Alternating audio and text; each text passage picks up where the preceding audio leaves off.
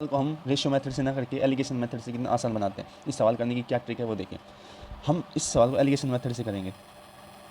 Allegation method से तो क्या होता है, एलिगेशन मेथड में हमें क्या लिखना होता है, यहाँ पर हम लिखेंगे एक्सपेंडिचर का इंक्रीज़, और यहाँ लिखेंगे सेविंग का इंक्रीज़, और यहाँ लिखेंगे इनकम का इंक्रीज़, और नीचे लिखेंगे एक्सपेंडिचर और सेविंग का रेशियो। तो सवाल में क्या दे रखा, देखिए वर्ष 2021 में रमेश की मासिक आय 18,600 थी और उसका मासिक खर्च 12,400 था। तो वर्ष 2022 में उसकी आय 15% और खर्च 18% बढ़ गया, तो उसकी बचत प्रतिशत में कितने वृद्धि हुई है, तो वो बताना है। ठीक है, तो यहाँ देखिए एक्सपेंडिचर और सेविंग का रेशियो क्या है, एक्सपेंडिचर और सेविंग का रेशियो क्या है।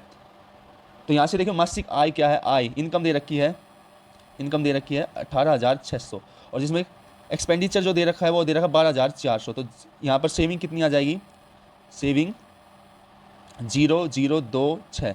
तो यहाँ से एक्सपेंडिचर और सेविंग का रेशियो जो आया है वो है 12,400 और 6,200। तो 2 जीरो से 2 जीरो कट गई और 2:1 आ गया है। तो इसको हम यहाँ पर रख देंगे, इसको हम यहाँ पर रख देंगे।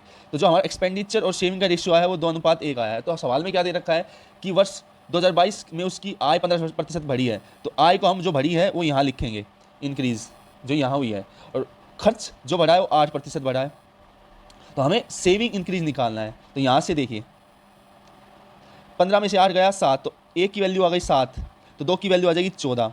तो ये जो 15 वैल्यू होती है ये 8 और x के बीच में है, 8 और x के बीच में है, तो 8 इससे छोटा है तो x इससे बड़ा होगा, तो x की वैल्यू आ जाएगी x माइनस में 15 equals to 14, x equals to 29%। अच्छा लगे तो फॉलो करना।